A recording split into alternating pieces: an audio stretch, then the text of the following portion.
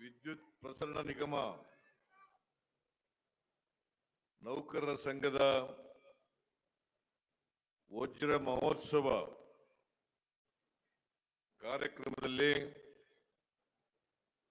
ಮುಖ್ಯ ಅತಿಥಿಗಳಾಗಿ ಭಾಗವಹಿಸಿರ್ತಕ್ಕಂಥ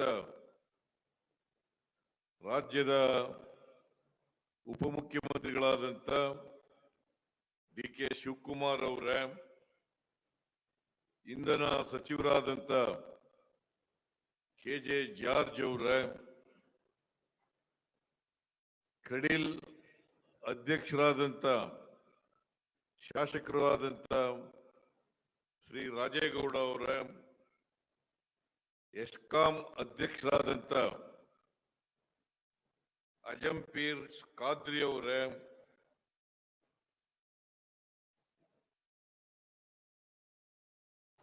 ಕರ್ನಾಟಕ ವಿದ್ಯುತ್ ಪ್ರಸರಣ ನೌಕರರ ಸಂಘದ ಅಧ್ಯಕ್ಷರಾದಂಥ ಶ್ರೀ ಕೆ. ಬಲರಾಮ್ ಅವರ,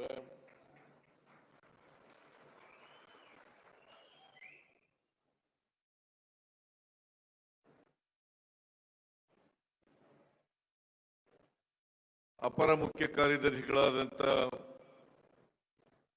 ಶ್ರೀ ಗೌರವ್ ಗುಪ್ತಾ ಅವರ, ನೌಕರರ ಸಂಘದ ಕಾರ್ಯದರ್ಶಿಗಳು ಮತ್ತು ಇತರ ಎಲ್ಲ ಪದಾಧಿಕಾರಿಗಳೇ, ಇಲ್ಲಿ ಇಷ್ಟೊಂದು ದೊಡ್ಡ ಸಂಖ್ಯೆಯಲ್ಲಿ ಸೇರಿರ್ತಕ್ಕಂಥ ಆತ್ಮೀಯ ನೌಕರ ಬಂಧುಗಳೇ, ತಾಯಂದಿರೇ,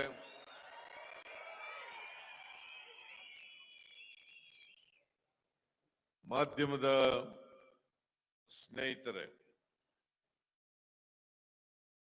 ಇವತ್ತು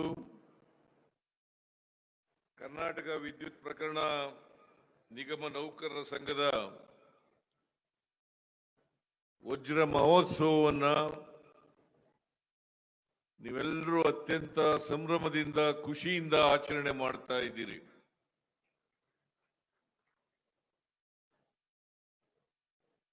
ನಾನು ಈ ವಜ್ರ ಮಹೋತ್ಸವ ಕಾರ್ಯಕ್ರಮದಲ್ಲಿ ಅತ್ಯಂತ ಸಂತೋಷದಿಂದ ಭಾಗಿಯಾಗಿ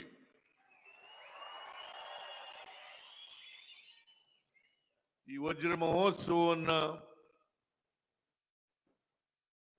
ಅತ್ಯಂತ ಸಂತೋಷದಿಂದ ಉದ್ಘಾಟನೆ ಮಾಡಿದ್ದೇನೆ ಅಂತ ಹೇಳಿ ಘೋಷಣೆಯನ್ನ ಮಾಡ್ತೇನೆ. ಇದೇ ಸಂದರ್ಭದಲ್ಲಿ ನಾನು ಡಿ.ಕೆ. ಶಿವಕುಮಾರ್ ಮತ್ತು ಜಾರ್ಜ್ ಅವರು, ರಾಜೇಗೌಡರು, ಆಮೇಲೆ ಖಾದ್ರಿ ಅವರು, ಗೌರವ್ ಗುಪ್ತಾ ಅವರು, ನಾವೆಲ್ಲರೂ ಕೂಡ ವಜ್ರ ಜ್ಯೋತಿ ಅಂತಕ್ಕಂಥ ಸ್ಮರಣ ಸಂಚಿಕೆಯನ್ನ ಬಿಡುಗಡೆ ಮಾಡಿದ್ದೇವೆ. ಮತ್ತೆ ಇದನ್ನ ಅತ್ಯಂತ ಸಂತೋಷದಿಂದ ನಾವೆಲ್ಲರೂ ಕೂಡ ಲೋಕಾರ್ಪಣೆಯನ್ನ ಮಾಡಿದ್ದೇವೆ.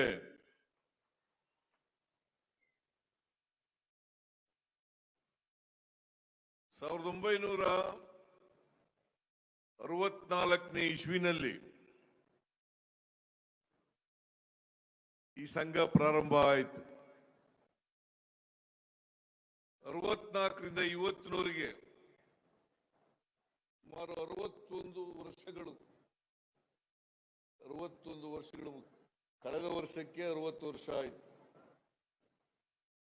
61 ವರ್ಷಗಳ ಕಾಲ ಈ ಸಂಘ ನಡೆದು ಬಂದಿದೆ. ಯಾವುದೇ ಸಂಘಟನೆಯಲ್ಲಿ 60 ವರ್ಷಗಳು ಮಹತ್ತರವಾದಂತ ಗಳಿಗೆ ಅಂತಕ್ಕಂಥ ಮಾತುಗಳನ್ನ ಹೇಳಲಿಕ್ಕೆ ಬಯಸ್ತಾ ಇದ್ದೇನೆ. 60 ವರ್ಷಗಳಿಂದ ಈ ಸಂಘಟನೆ ನೌಕರರ ಕಷ್ಟ ಸುಖಗಳಿಗೆ ಸ್ಪಂದಿಸಿ ನಿಮ್ಮ ಬೇಡಿಕೆಗಳನ್ನ ಈಡೇರಿಸತಕ್ಕಂತ ಪ್ರಾಮಾಣಿಕ ಪ್ರಯತ್ನ, ಹೋರಾಟ, ಜೊತೆಗೆ ವಿದ್ಯುತ್ ಗ್ರಾಹಕರಿಗೆ ಸಮರ್ಪಕವಾಗಿ ವಿದ್ಯುತ್ತನ್ನು ಪೂರೈಸತಕ್ಕಂಥ ಕೆಲಸವನ್ನ ನೀವೆಲ್ಲ ಮಾಡ್ತಾ ಇದ್ದೀರಿ. ಅದಕ್ಕೋಸ್ಕರ ನಿಮ್ಮೆಲ್ಲರಿಗೂ ಕೂಡ ಸರ್ಕಾರದ ವತಿಯಿಂದ, ರಾಜ್ಯದ ಜನತೆಯ ವತಿಯಿಂದ ಹೃತ್ಪೂರ್ವಕವಾದಂತಹ ಧನ್ಯವಾದಗಳನ್ನ ಹೇಳಲಿಕ್ಕೆ ಬಯಸ್ತಾ ಇದ್ದೇನೆ.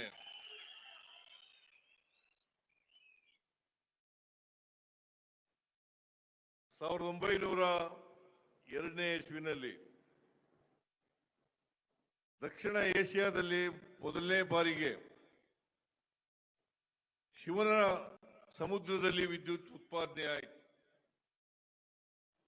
1900ರಲ್ಲಿ ಅಡಿಗಲ್ಲು ಹಾಕಿದ್ರು ಕೆಂಪನಂಜಮ್ಮಣ್ಣಿ. ಅವತ್ತು ಚಾಮರಾಜ ಒಡೆಯರ್ ಅವರು ನಿಧನ ಆಗಿದ್ರು. ಅವರ ಧರ್ಮಪತ್ನಿ ರಾಜಮಾತೆ ಕೆಂಪನಂಜಮ್ಮಣ್ಣಿ ಅವರು ಇದನ್ನ ಪ್ರಾರಂಭ ಮಾಡಿದ್ರು. ಆಮೇಲೆ ನಾಲ್ವಡಿ ಕೃಷ್ಣರಾಜ ಒಡೆಯರು ಇನ್ನೂ ಕೂಡ ವಯಸ್ಸಿಗೆ ಬಂದಿರಲಿಲ್ಲ. ಅವರನ್ನ ಇಟ್ಕೊಂಡು ಕೆಂಪನಂಜಣ್ಣವರೇ ಆಡಳಿತವನ್ನ ನಡೆಸ್ತಾ ಇದ್ರು. ಅವರನ್ನು ಇಟ್ಕೊಂಡು ಕೆಂಪನಂಜಣ್ಣಮ್ಮವರು, ನಂಜಮ್ಮಣ್ಣಿಯವರು, ರಾಜಮಾತೆಯವರು ಆಡಳಿತವನ್ನು ನಡೆಸ್ತಾ ಇದ್ರು. ಬಹುಶಃ ಇಡೀ ಏಷ್ಯಾದಲ್ಲಿ ಮೊದಲನೇ ಬಾರಿಗೆ ಕರ್ನಾಟಕ ರಾಜ್ಯದಲ್ಲಿ ಮೊದಲನೇ ವಿದ್ಯುತ್ ಉತ್ಪಾದನೆ ಆಯಿತು ಅಂತಕ್ಕಂಥ ಹೆಮ್ಮೆ, ಹೆಗ್ಗಳಿಕೆ ನಮ್ಗೆಲ್ಲ ಸೇರ್ತದೆ ಅಂತಕ್ಕಂಥ ಮಾತುಗಳನ್ನ ಹೇಳಲಿಕ್ಕೆ ಬಯಸ್ತಾ ಇದ್ದೇನೆ. ಆಮೇಲೆ ಕೋಲಾರ ಕೆಜಿಎಫ್ಗೆ ವಿದ್ಯುತ್ತನ್ನ ಸರಬರಾಜು ಮಾಡ್ತಕ್ಕಂಥ ಕೆಲಸ ನಡೀತು. 2005ರಲ್ಲಿ ಬೆಂಗಳೂರಿನಲ್ಲಿ ಮೊದಲನೇ ಬಾರಿಗೆ ವಿದ್ಯುತ್ ಸರಬರಾಜು ಪ್ರಾರಂಭ ಆಯಿತು. 2005ನೇ ಇಸ್ವಿ, 1905ನೇ ಇಸ್ವಿ, 1905ನೇ ಇಸ್ವಿ. ನಾ ಇನ್ನು 2000ದಲ್ಲಿ ಇದ್ದೀನಲ್ಲ. 1902ರಲ್ಲಿ ವಿದ್ಯುತ್ ಉತ್ಪಾದನೆ ಆಯಿತು. 1905ನೇ ಇಸ್ವಿನಲ್ಲಿ ಬೆಂಗಳೂರಿನಲ್ಲಿ ವಿದ್ಯುತ್ ಪ್ರಸರಣ ಆಯಿತು. ವಿದ್ಯುತ್ ಪ್ರಸರಣ ಆಗಿ ವಿದ್ಯುತ್ ದೀಪಗಳು, ವಿದ್ಯುತ್ ಬಂದು ದೀಪ ಉರಿಲಿಕ್ಕೆ ಪ್ರಾರಂಭ ಆಯಿತು. 2008ರಲ್ಲಿ ಅರಮನೆಯಲ್ಲಿ ವಿದ್ಯುತ್ ಬಂತು. ಅಲ್ಲ, 1908ರಲ್ಲಿ ಅರಮನೆಯಲ್ಲಿ ವಿದ್ಯುತ್ ಬಂತು. ಸೊ ಅಲ್ಲಿಂದ ಈಚೆಗೆ ಇವತ್ತು ವಿದ್ಯುತ್ ಕರ್ನಾಟಕದಲ್ಲಿ ನಮಗೆ ಎಷ್ಟು ಬೇಕೋ ಅಷ್ಟು ವಿದ್ಯುತ್ ಅನ್ನು ಉತ್ಪಾದನೆ ಮಾಡ್ತಕ್ಕಂಥ ಶಕ್ತಿ ಬಂದಿದೆ ಅಂತ ಹೇಳ್ಕೊಳ್ಳಿಕ್ಕೆ ಹೆಮ್ಮೆ ಆಗ್ತಾ ಇದೆ. ಇದನ್ನ ನೀವೆಲ್ಲರೂ ಈ ಪ್ರಸರಣ ಮಾಡ್ತಾ ಇದ್ದೀರಲ್ಲ ವಿದ್ಯುತ್ತನ್ನ, ಅದಕ್ಕೆಲ್ಲ ನೀವೇ ಕಾರಣ ಅಂತಕ್ಕಂಥ ಮಾತುಗಳನ್ನ ಹೇಳಲಿಕ್ಕೆ ಬಯಸ್ತಾ ಇದ್ದೀವಿ. ನಾವು ವಿದ್ಯುತ್ತನ್ನ ಹೆಚ್ಚು ಉತ್ಪಾದನೆ ಮಾಡೋದು ನಮ್ಮ ಸರ್ಕಾರ ಇದ್ದಾಗ 2013ರಲ್ಲಿ 13,000 ಚಿಲ್ಲರೆ ಮೆಗಾವ್ಯಾಟ್ ವಿದ್ಯುತ್ ಉತ್ಪಾದನೆ ಆಯ್ತಾ ಇತ್ತು. ನಾವು ಅಧಿಕಾರಕ್ಕೆ ಬಂದ ಮೇಲೆ 18ನೇ ಸಾಲಿನಲ್ಲಿ 29,459 ಮೆಗಾವ್ಯಾಟ್ ವಿದ್ಯುತ್ ಉತ್ಪಾದನೆ ಆಯಿತು. ನಾವು ಇದನ್ನೆಲ್ಲ ಮರೀಲಿಕ್ಕೆ ಸಾಧ್ಯ ಆಗಲ್ಲ. ಕರ್ನಾಟಕದ ಜನ ಮರೀಲಿಕ್ಕೆ ಸಾಧ್ಯ ಆಗಲ್ಲ. ಇದನ್ನ ಅರ್ಥ ಮಾಡ್ಕೋಬೇಕಾಗ್ತದೆ. ಆಮೇಲೆ ಮತ್ತೆ ನಾವು 2023ರಲ್ಲಿ ಅಧಿಕಾರಕ್ಕೆ ಬಂದ ಮೇಲೆ ಇವತ್ತು 34,000 ಮೆಗಾವ್ಯಾಟ್ ವಿದ್ಯುತ್ ಉತ್ಪಾದನೆ ಆಗ್ತಾ ಇದೆ ಅಲ್ಲ. 34-35 ಸಾವಿರ ಮೆಗಾವ್ಯಾಟ್ ವಿದ್ಯುತ್ ಉತ್ಪಾದನೆ ಆಗ್ತದೆ. ಅದು ಕೂಡ ಸಾಲಲ್ಲ, ಇನ್ನೂ ಜಾಸ್ತಿ ಉತ್ಪಾದನೆಯನ್ನ ಮಾಡಬೇಕು. ಯಾಕಂತಂದ್ರೆ ರೈತರ ಪಂಪ್ ಸೆಟ್ಗಳಿಗೆ ನಾವು ಕೊಡ್ತಾ ಇರ್ತಕ್ಕಂಥದ್ದು 7 ಗಂಟೆಗಳ ಕಾಲ ಮಾತ್ರ ಕೊಡ್ಲಿಕ್ಕೆ ಸಾಧ್ಯ ಆಗ್ತಾ ಇದೆ. ನನ್ನ ಪ್ರಕಾರ ಇವತ್ತು ಆಹಾರದ ಉತ್ಪಾದನೆಯಲ್ಲಿ ನಾವು ಸ್ವಾವಲಂಬನೆ ಕಾಣಬೇಕಾದ್ರೆ, ಆಹಾರದ ಉತ್ಪಾದನೆಯನ್ನು ಬೇರೆ ದೇಶಗಳಿಗೆ ಕಳಿಸ್ಕೊಡ್ಬೇಕಾದ್ರೆ, ರಫ್ತು ಮಾಡಬೇಕಾದ್ರೆ ಇವತ್ತು ಆಹಾರದ ಉತ್ಪಾದನೆಯನ್ನು ಹೆಚ್ಚು ಮಾಡತಕ್ಕಂತ ಪ್ರಯತ್ನವನ್ನ ಮಾಡಬೇಕಾಗ್ತದೆ. ಅದಕ್ಕೋಸ್ಕರ ಪಂಪ್ ಸೆಟ್ಗಳ ಅಗತ್ಯ ಇದೆ. ನಾವು ನದಿಗಳ ಮೂಲಕ ನೀರಾವರಿ ಮಾಡ್ತಕ್ಕಂಥದ್ದು ಬಹಳ ಕಡಿಮೆ, ಆದ್ರೆ ಪಂಪ್ ಸೆಟ್ಗಳ ಮೂಲಕ ಹೆಚ್ಚು ನೀರಾವರಿಯನ್ನು ಮಾಡಲಿಕ್ಕೆ ಸಾಧ್ಯ ಆಗ್ತದೆ ಅಂತಕ್ಕಂಥ ಮಾತುಗಳನ್ನು ಹೇಳಲಿಕ್ಕೆ ಬಯಸ್ತಾ ಇದ್ದೇನೆ. ಮೊನ್ನೆ ತಾನೇ ಕೋಲಾರ ಜಿಲ್ಲೆ ಗೌರಿಬಿದನೂರಿನಲ್ಲಿ, ಚಿಕ್ಕಬಳ್ಳಾಪುರ ಜಿಲ್ಲೆ ಗೌರಿಬಿದನೂರಿನಲ್ಲಿ ನಾನು ಜಾರ್ಜ್ ಅವರು ಕುಸುಮ್ ಸಿ ಅಡಿನಲ್ಲಿ ವಿದ್ಯುತ್ ಅನ್ನ ಸರಬರಾಜು ಮಾಡ್ತಕ್ಕಂಥದನ್ನ ಕೆಲಸವನ್ನ ಮಾಡುದು. ಈಗ ಕುಸುಮ್ ಸಿ ಯಲ್ಲಿ 200 ಮೆಗಾವ್ಯಾಟ್ ವಿದ್ಯುತ್ ಉತ್ಪಾದನೆ ಆಗ್ತಾ ಇದೆ.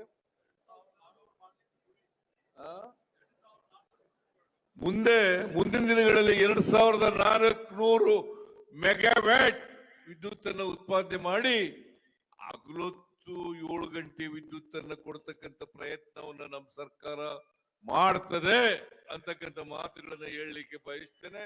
ಇವತ್ತು ವಿದ್ಯುತ್ ಸರಿಯಾದ ರೀತಿಯಲ್ಲಿ ಪಂಪ್ ಸೆಟ್ಗಳಿಗೆ ಸರಬರಾಜು ಆಗ್ಬೇಕಾದ್ರೆ ಅದಕ್ಕೆ ನೀವೆಲ್ಲರೂ ಕೂಡ ಕಾರಣ ಅಂತಕ್ಕಂಥ ಮಾತುಗಳನ್ನ ಹೇಳಲಿಕ್ಕೆ ಬಯಸ್ತಾ ಇದ್ದೇನೆ. ಯಾರ್ಯಾರು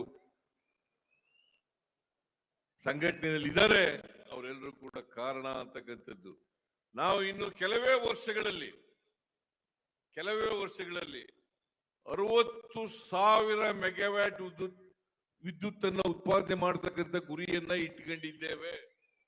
ಅಲ್ಲ, 60,000 ಮೆಗಾವ್ಯಾಟ್ ವಿದ್ಯುತ್ ಅನ್ನ ಗುರಿಯನ್ನ ಇಟ್ಕೊಂಡಿದ್ದೀವಿ. ಬಹುಶಃ 60,000 ಮೆಗಾವ್ಯಾಟ್ ಆದ್ರೆ ನಾವು ಹೆಚ್ಚು ವಿದ್ಯುತ್ ಅನ್ನ ಗ್ರಾಹಕರಿಗೆ ಕೊಡ್ಲಿಕ್ಕೆ ಸಾಧ್ಯ ಆಗ್ತದೆ. ಅದಕ್ಕೆ ನಾವೆಲ್ಲರೂ ಕೂಡ ತಯಾರಾಗಬೇಕು. ಯಾಕಂತಂದ್ರೆ ಪ್ರತಿ ವರ್ಷ ಕರ್ನಾಟಕ ಸರ್ಕಾರ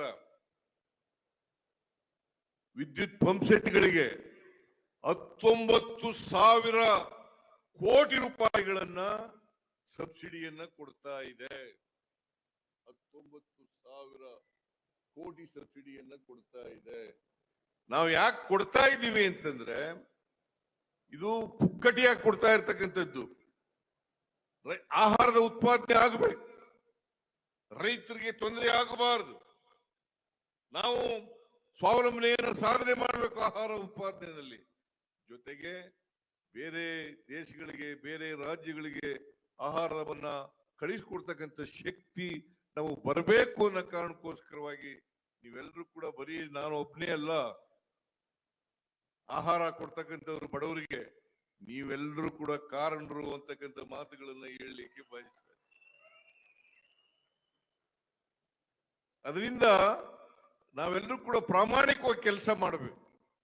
ಒಂದಿನ ರಾಜ್ಯದ ಅಭಿವೃದ್ಧಿ ಆಗ್ಬೇಕಾದ್ರೆ ನೀವು ಬಹಳ ದೊಡ್ಡ ಪಾತ್ರವನ್ನ, ಯಾಕಂದ್ರೆ ಇವತ್ತು ವ್ಯವಸಾಯ, ಕೈಗಾರಿಕೆ ಇವೆಲ್ಲಕ್ಕೂ ವಿದ್ಯುತ್ ಬಹಳ ಮುಖ್ಯ. ಮನೆ ಬಳಕೆಗೆ ವಿದ್ಯುತ್ ಬಹಳ ಮುಖ್ಯ ಆಗ್ತದೆ. ಇದನ್ನ ಇವತ್ತು ವಿದ್ಯುತ್ ಒಂದು ಕಚ್ಚಾ ವಸ್ತು, ಪ್ರಮುಖವಾದಂತ ಕಚ್ಚಾ ವಸ್ತು ಅಂತಕ್ಕಂಥದನ್ನ ಮರಿಲಿಕ್ಕೆ ನಾವು ಸಾಧ್ಯ ಇಲ್ಲ. ಅಫ್ಕೋರ್ಸ್ ಅಪಘಾತಗಳಿದಾವೆ, ನಾ ಇಲ್ಲ ಅಂತ ಹೇಳಕ್ ಹೋಗಲ್ಲ. ನೀವೆಲ್ಲ ಬಹಳ ಕಷ್ಟದ ಇದು ವ್ಯವಸ್ಥೆಯಲ್ಲಿ ಕೆಲಸ ಮಾಡ್ತಾ ಇದ್ದೀರಿ ಅಂತಕ್ಕಂಥದನ್ನ ಅರ್ಥ ಮಾಡ್ಕೋಬೇಕಾಗ್ತದೆ. ಅದಕ್ಕೆ ನಾವು ಎಲ್ಲ ರೀತಿಯ ಸಹಕಾರವನ್ನ ಸರ್ಕಾರ ಕೊಡ್ತದೆ ಅಂತಕ್ಕಂಥ ಮಾತುಗಳನ್ನ ಹೇಳಲಿಕ್ಕೆ ಬಯಸ್ತಾ ಇದ್ದೇನೆ. ನಿಮ್ಮ ಅಧ್ಯಕ್ಷರು ಬಲರಾಮ್ ಅನೇಕ ಬೇಡಿಕೆಗಳನ್ನ ಇಟ್ಟಿದ್ದಾರೆ.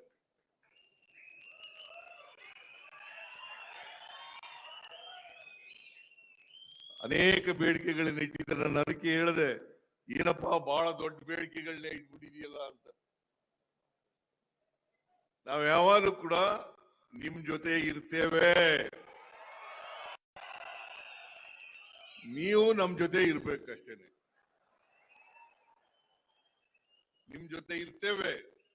ನಿಮ್ಮ ಬೇಡಿಕೆಗಳನ್ನ ಕೂಲಂಕುಷವಾಗಿ ಪರಿಶೀಲನೆ ಮಾಡಿ ಕೆಪಿಟಿಸಿಎಲ್ ಅಲ್ಲಿ ಮತ್ತು ಸರ್ಕಾರದ ಮಟ್ಟದಲ್ಲಿ ತೀರ್ಮಾನಗಳನ್ನ, ನಿಮಗೆ ಅನುಕೂಲಕರವಾದಂತ ತೀರ್ಮಾನಗಳನ್ನ ಮಾಡ್ತೇವೆ ಅಂತಕ್ಕಂಥ ಮಾತುಗಳನ್ನ ಹೇಳಲಿಕ್ಕೆ ಬಯಸ್ತೇವೆ. ಇವತ್ತು 88,000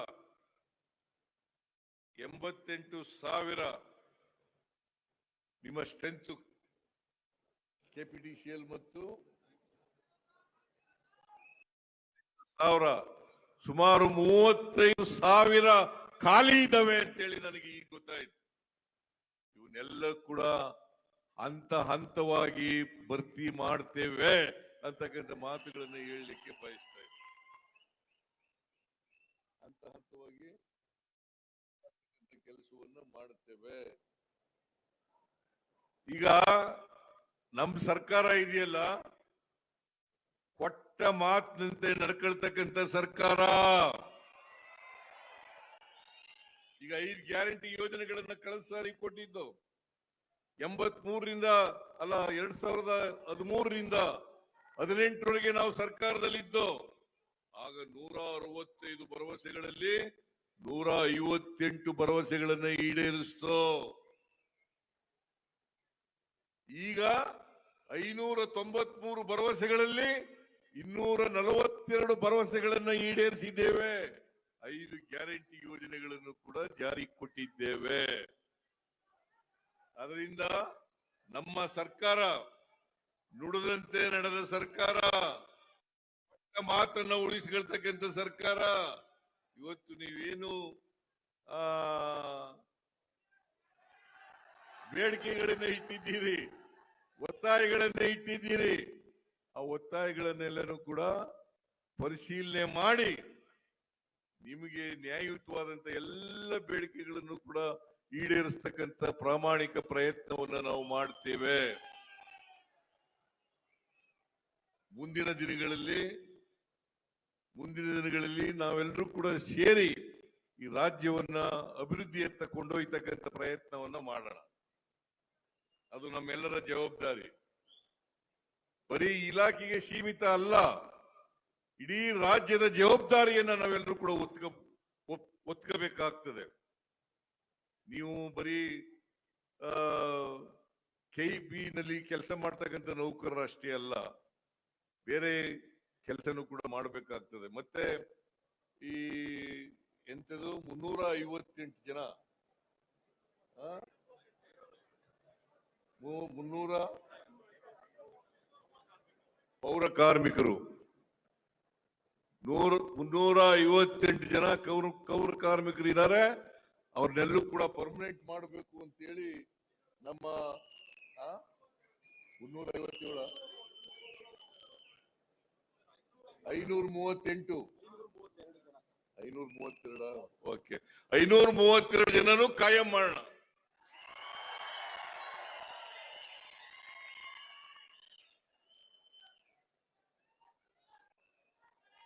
ಆಮೇಲೆ old pension scheme, new pension scheme, ಇದು ನಾವು ಮಾಡದ್ದಲ್ಲ, ಕೇಂದ್ರ ಸರ್ಕಾರ ಮಾಡದ್ದು.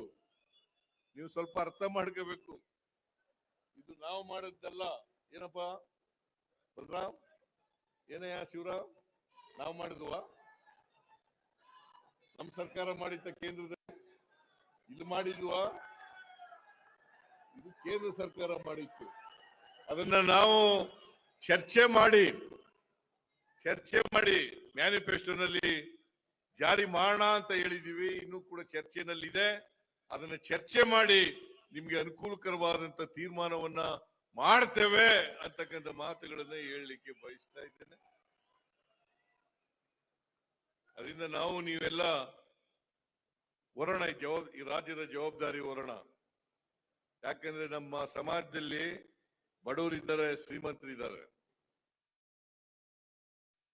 ಮುಖ್ಯವಾಹಿನಿಗೆ ಎಲ್ಲರನ್ನೂ ತರಬೇಕು. ಅದಕ್ಕೋಸ್ಕರನೇ ನಾವು ಅನೇಕ ಗ್ಯಾರಂಟಿ ಯೋಜನೆಗಳನ್ನು ಮಾಡಿದ್ದು. ಸಾಮಾಜಿಕವಾಗಿ ಆರ್ಥಿಕವಾಗಿ ಶಕ್ತಿಯನ್ನು ಕೊಡಬೇಕು. ಮಹಿಳೆಯರಿಗೆ ಶಕ್ತಿ ಕೊಡಬೇಕು, ರೈತರಿಗೆ ಶಕ್ತಿ ಕೊಡಬೇಕು, ಬಡವರಿಗೆ ಶಕ್ತಿ ಕೊಡಬೇಕು. ಎಲ್ಲ ಜಾತಿ ಧರ್ಮ ನಾವು ಯಾವುದೇ ಜಾತಿ ಮಾಡಲ್ಲ, ಯಾವುದೇ ಧರ್ಮ ಮಾಡಕ್ ಹೋಗಲ್ಲ, ಯಾವುದೇ ಪಕ್ಷ ಭೇದ ಮಾಡಕ್ ಹೋಗಲ್ಲ. ಇವೆಲ್ಲರಿಗೂ ಕೂಡ ಸಮಾನವಾಗಿ ಸಮಾಜದಲ್ಲಿರ್ತಕ್ಕಂಥ ಎಲ್ಲ ಬಡವರಿಗೂ ಕೂಡ ನ್ಯಾಯಯುತವಾಗಿ ಅವರಿಗೆ ಸಾಮಾಜಿಕ ಆರ್ಥಿಕ ಶೈಕ್ಷಣಿಕ ಶಕ್ತಿಯನ್ನು ಕೊಡ್ತಕ್ಕಂಥ ಪ್ರಯತ್ನವನ್ನು ಮಾಡ್ತಾ ಇದ್ದೇವೆ. ಅದಕ್ಕೋಸ್ಕರ ನೀವು ಕೂಡ ಅದನ್ನ ಕೈ ಜೋಡಿಸ್ಬೇಕು. ಈಗ ಗೃಹ ಜ್ಯೋತಿ ಯೋಜನೆ 200 ಯೂನಿಟ್ ವರೆಗೆ ಫ್ರೀ ಆಗಿ ಕರೆಂಟ್ ಕೊಡ್ತೀವಿ. 200 ಯೂನಿಟ್ ವರೆಗೆ ಫ್ರೀ ಆಗಿ 1,64,00,000 ಕುಟುಂಬಗಳಿಗೆ 1,64,00,000 ಕುಟುಂಬಗಳಿಗೆ ಫ್ರೀ ಕರೆಂಟ್ ಕೊಡ್ತೀವಿ. ಅದಕ್ಕೆ ನೀವಿಲ್ಲದೆ ಹೋಗಿದ್ರೆ ಅದು ಸಾಧ್ಯ ಆಯ್ತಾ ಇರಲಿಲ್ಲ. ಅದಕ್ಕೆ ನಾನು ಹೇಳೋದು, ನಾವು ಏನೇನ್ ಕಾರ್ಯಕ್ರಮಗಳನ್ನು ಮಾಡ್ತೀವಿ ಆ ಕಾರ್ಯಕ್ರಮಗಳನ್ನ ಸರ್ಕಾರ ಜೊತೆ ನೀವು ಕೈ ಜೋಡಿಸ್ತಕ್ಕಂಥ ಕೆಲಸವನ್ನ ಮಾಡಿದ್ರೆ ಸರ್ಕಾರಕ್ಕೂ ಒಳ್ಳೆ ಹೆಸರು ಬರ್ತದೆ, ರಾಜ್ಯದ ಬಡತನ ಹೋಗ್ಲಿಕ್ಕೆ ಸಾಧ್ಯ ಆಗ್ತದೆ, ರಾಜ್ಯ ಅಭಿವೃದ್ಧಿ ಆಗ್ಲಿಕ್ಕೆ ಸಾಧ್ಯ ಆಗ್ತದೆ. ನಮಗೂ ನಿಮಗೂ ಕೂಡ ಸಮಾಧಾನ ಉಸಿರು ಬಿಡ್ತಕ್ಕಂಥ ಪರಿಸ್ಥಿತಿ ನಿರ್ಮಾಣ ಆಗ್ತದೆ. ಆ ಕೆಲಸವನ್ನ ನೀವೆಲ್ಲ ಮಾಡೋಣ. ನಿಮ್ಮ ಬೇಡಿಕೆಗಳನ್ನು ಕೂಡ ನಾವು ಮಾನವೀಯತೆಯಿಂದ ಪರಿಗಣಿಸ್ತೀವಿ ಅಂತಕ್ಕಂಥ ಮಾತುಗಳನ್ನು ಹೇಳಿ ನಿಮ್ಮ ಈ ವಜ್ರ ಮಹೋತ್ಸವವನ್ನ ಅತ್ಯಂತ ಸಂತೋಷದಿಂದ ನೆರವೇರಿಸಿ ನನ್ನ ಮಾತುಗಳನ್ನು ಮುಗಿಸ್ತೇನೆ. ಜೈ ಹಿಂದ್, ಜೈ ಕರ್ನಾಟಕ.